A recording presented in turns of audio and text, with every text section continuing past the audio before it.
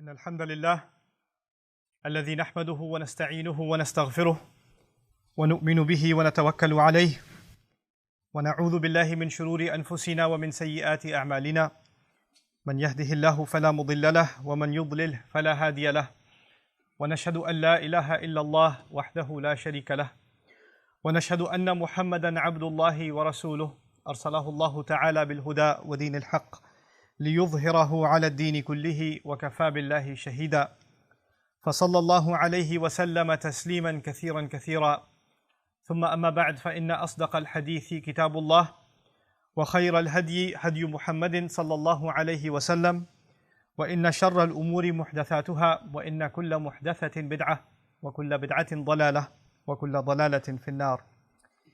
يقول الله عز وجل في كتابه الكريم بعد أن أقول أعوذ بالله من الشيطان الرجيم: وإذ قال موسى لفتاه لا أبرح حتى أبلغ مجمع البحرين أو أمضي حقبة. رب اشرح لي صدري ويسر لي أمري واحلل عقدة من لساني يفقهوا قولي واللهم ثبتنا عند الموت بلا إله إلا الله اللهم اجعلنا من الذين آمنوا وعملوا الصالحات وتواصوا بالحق وتواصوا بالصبر آمين يا رب العالمين. My intention today is to share with you some highlights from a very unique story in the Quran. This is towards the end of Surah Al-Kahf, something we recite every Friday. And that's a sunnah way, the prophetic way of letting us know that there are lessons in the surah that are going to be relevant in our everyday life. And we need to review them and renew them, especially on the day of Friday. And this guidance is going to protect us from all kinds of difficulty. The story itself is very long, and if I went into too much detail, it would take longer than the allotted time for the khutbah. But there are things in particular that I'll try to highlight, and I recognize that there are those of you that are listening that may not be familiar with the story, so I'll give you some synopsis as we go. This is one of the events in the life of Musa alayhi salam. The chronology of it is not known, but it seems it's very much later on after his great missions have been accomplished. The challenge against the Pharaoh is done, the crossing of the water is done, the Israelites are they're in the desert now, etc. And it seems it's in that time frame that Allah Azza wa Jal calls him to task. He gives him a mission, essentially that he has to go learn something. The first thing I'd like to highlight is Musa alayhi salam's commitment to learning.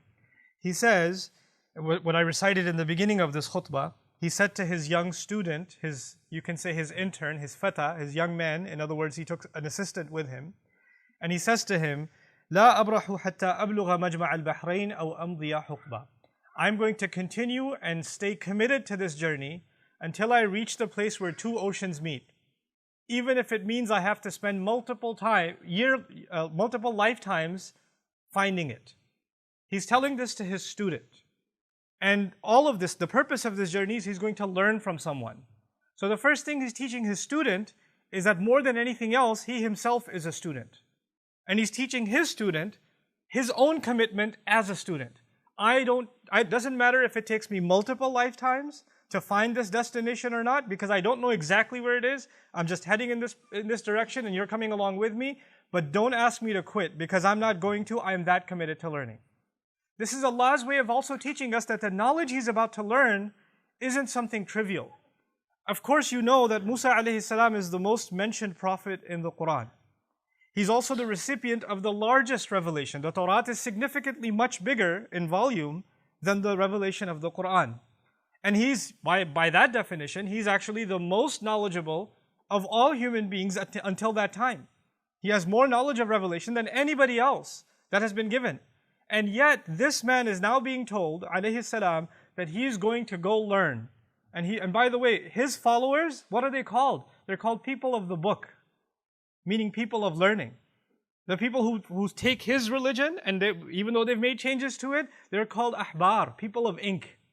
In other words, this is the messenger, alayhi salam, who inspired so much learning and so much knowledge that came after him. His people became known as the people of knowledge and the people of information and the people of the book. In any case, he's going to learn something that requires an extra effort on his part. Even if it takes him lifetimes, there's something unique and valuable about these lessons that even the book of Allah at the time is not going to teach him. He has to learn this from somewhere else. Even the Torah doesn't have this answer. And Allah won't just give it to him. He won't just reveal it to him. Allah says in the Quran, وَكَلَّمَ اللَّهُ مُوسَى تَكْلِيمًا. Allah used to speak to Musa alayhi salam directly, in direct communication, and engage with him in a very rigorous communication. And yet Allah says, no, this is not the kind of learning that even Allah will teach you directly. You're going to have to go on a journey. So it is a very unique circumstance. You don't just pass over this little bit of information. You have to appreciate what's going on here. The most knowledgeable person in the world at the time is now being told, you have to go learn a lesson from somewhere else. And so he goes on this, what seems like an endless journey. Who is this person that he's going to learn from? What are his credentials? I mean, if Musa alayhi salam is the most mentioned prophet in the Quran, is going to become a student of someone, we must really learn his name and acknowledge him. So now when we get to that, Allah Azza wa Jal, all He says is, فَوَجَدَ عَبْدًا مِنْ عِبَادِنَا. They found one of our servants. Literally, the Quran describes this teacher of Musa alayhi salam as one of our servants. I know that in our narrations and some of the opinions, we find his name to be Khadir or Khidr, it's pronounced differently.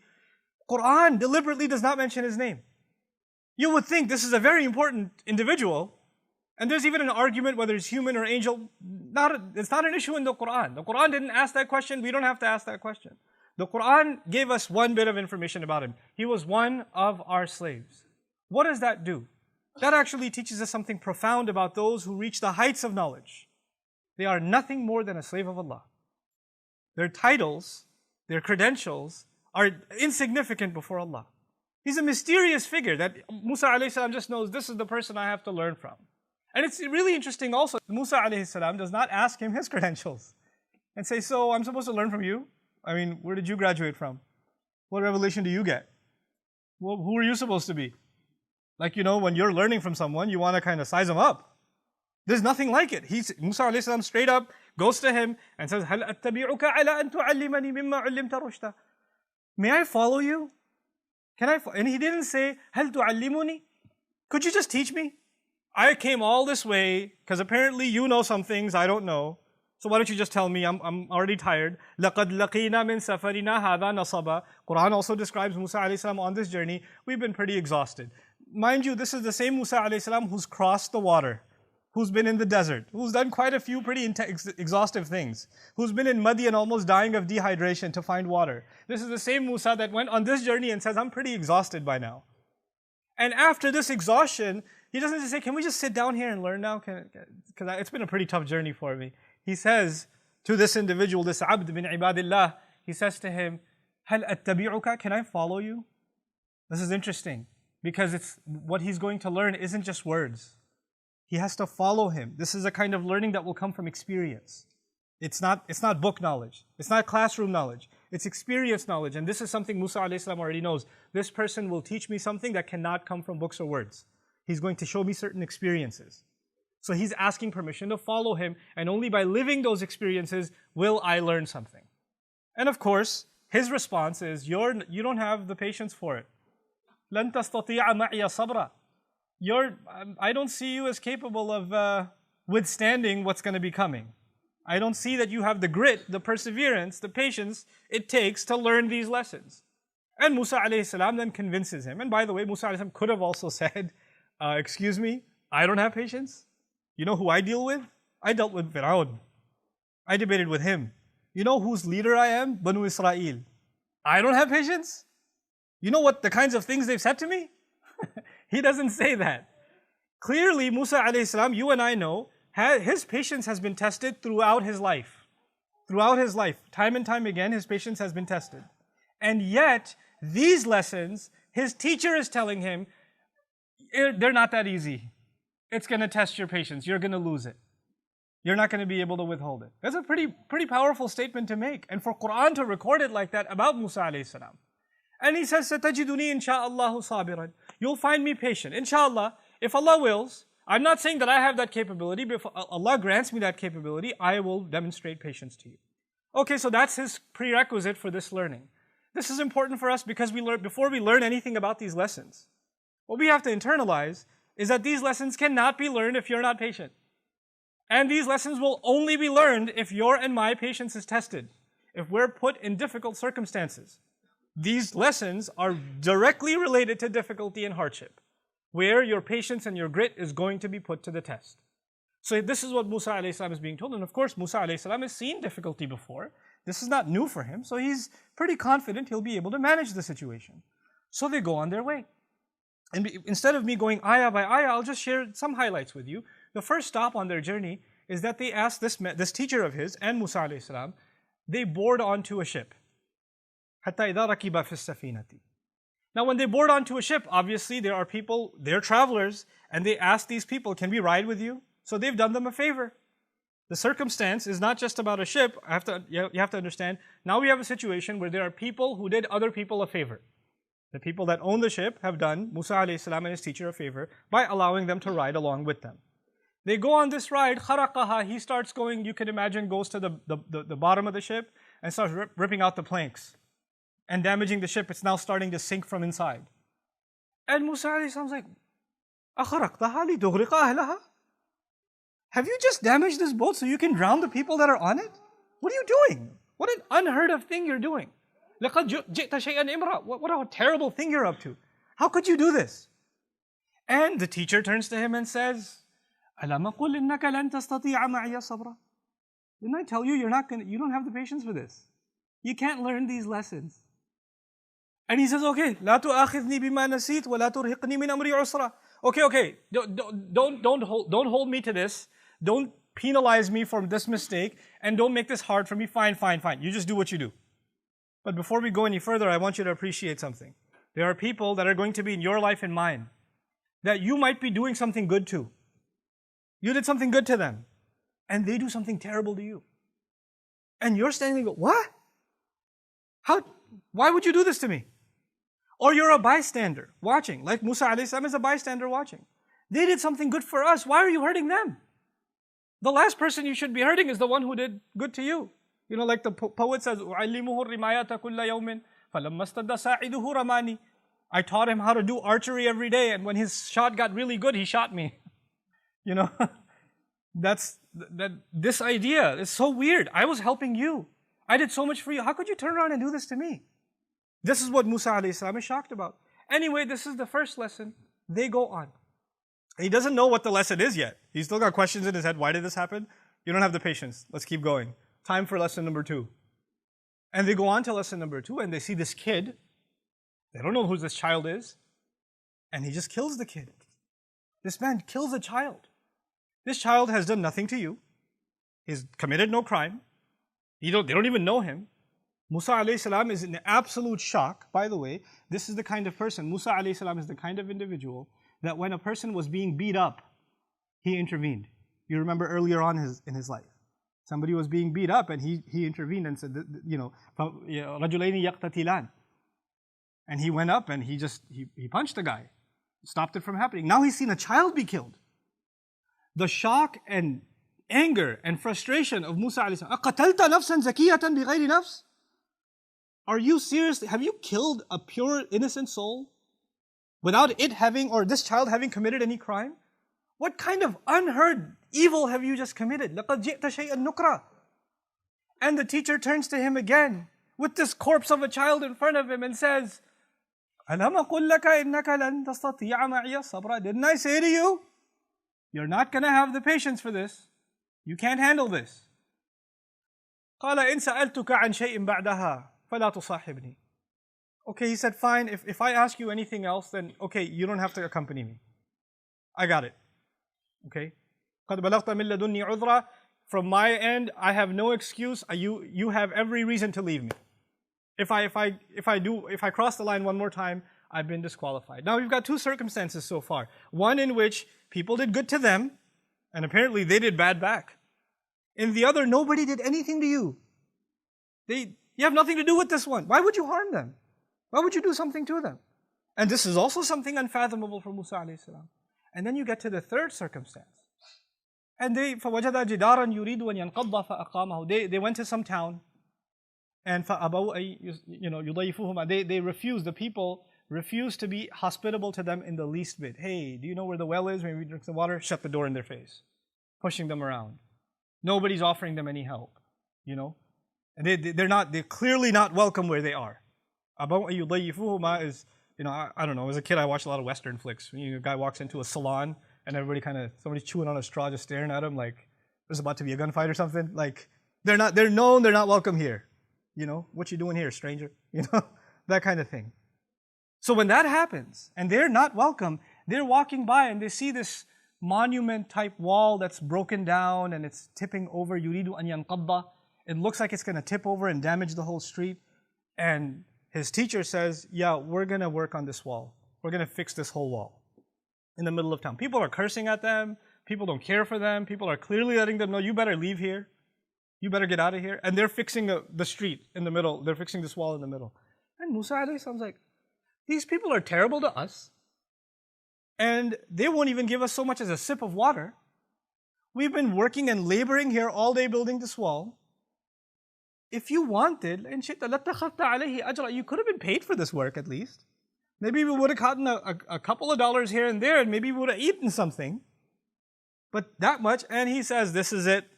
This is the time you and I part. هَذَا فِرَاقُ بَيْنِي وَبَيْنِكَ. It's interesting, the story began where two oceans meet, and it's ending where they part. These two are now parting. And in a sense, they're both also oceans of knowledge. Musa alayhi salam is the ocean of knowledge of revelation. And this teacher of his is the knowledge of this other kind of knowledge that doesn't come from books. But now they're parting. And so now he tells him the reasoning behind all three of these. There was a greater plan from Allah. And in this plan, those people whose ship was destroyed, actually their ship was about to be seized by the navy. The king was taking every ship to add to his navy. When they came by their ship, they saw the ship is damaged. They said, no good for the navy. They let it go. They're going to suffer damages. They're going to have to fix it up. But at least they still get to keep their livelihood. They can still earn a living. In the case of the child, only Allah could have known that down the road in the future, this child was going to be a criminal, tyrannical to his parents. And Allah gave that child an outlet to Jannah, and Allah allowed his parents also relief of great calamity that was coming their way. Nobody could have known that except Allah. In the case of this wall, Allah was looking out for two orphans in that town that was so mean to them, whose father left a great deal of money behind, and that money was buried under that wall. If that wall tipped over, people would have seen that treasure. They would have, the kind of people they are, we know what kind of people they are, those kids wouldn't have seen a penny of it.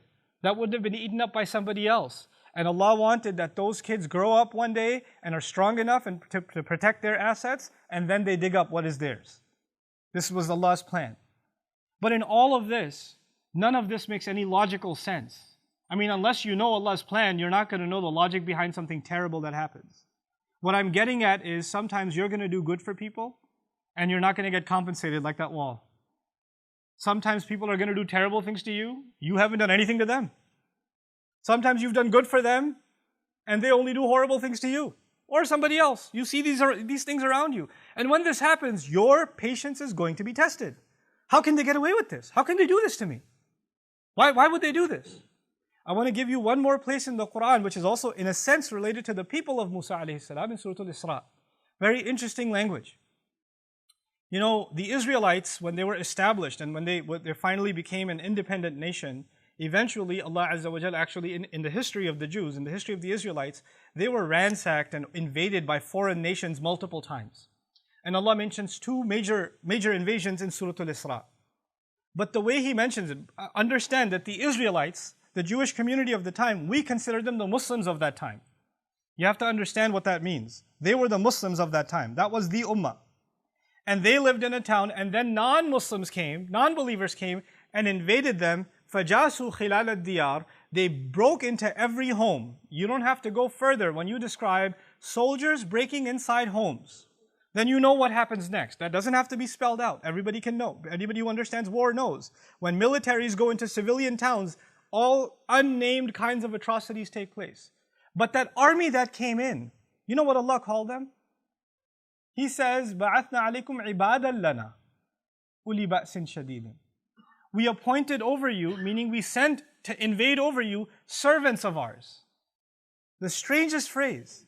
Those people were disbelievers, enemies of Allah, pagans, attacking Muslims, and what did Allah call them? His servants. Sometimes people that do terrible, terrible things, they don't even know that they're serving a larger plan from Allah. They don't even know it. They don't even know that even in their rebellion against Allah, they are actually at Allah's service. They don't even know. The believers might not understand why this is happening to them. They don't see the future script. They don't have that curtain lifted from Allah, like in the case of the teacher of Musa, who said, look, this is going to test your patience because you don't know what's behind the scenes. All you see is what's happening in front of you. You don't know what's going on, in the background. This is alimul ghaibi wa shahada. Allah knows the unseen and the seen. We only get to see what's in front. And when we see what's in front, we go crazy. We lose patience. We say, how can they do this? How did Allah let this happen? You know those parents who lost their child are not going to say, oh yeah, I guess he was going to get older and be a big pain. They're not going to say that. They're going to say, how did Allah let this happen? Why did my child have to die? And those same parents, if that child lived 20 years later, I wish you died when you were young. The kind of pain you've caused us. Those same parents will say those words. But Allah knew. They don't know. Wallahu ya'lamu wa antum la ta'lamun. Allah knows and you don't know. Allah has knowledge and you don't have knowledge. This is the kind of lesson that Musa alayhi salam could not just have been told. He had to experience it. Why? Because you can read about patience. You can learn about it. You can listen to a khutbah about it. But if you're experiencing something, you're experiencing a kind of situation where you cannot understand why this is happening to you. Why is this happening to me? And then still know, لا تحسبوه شرا لكم بل هو خير لكم. Don't think this is a bad thing for you. There's good in this for you. There's good in it for you. If you can internalize that, then you've learned one of the most important lessons in the Quran. One of those lessons that could not have been learned easily even by the likes of Musa alayhi salam. And if it's not easy for you and me to internalize that lesson right away, that's okay. It wasn't even easy for Musa alayhi salam. We're not being expected to turn into angels. We're not being expected to not be frustrated, to not be angry, to not lose patience. That's not the expectation from Allah. As a matter of fact, even someone of that status, of Musa alayhi salam, from ulul azmi min ar-rusul, if he can multiple times be told, look, you're losing your patience, told you you're not going to be able to handle it, then who are we?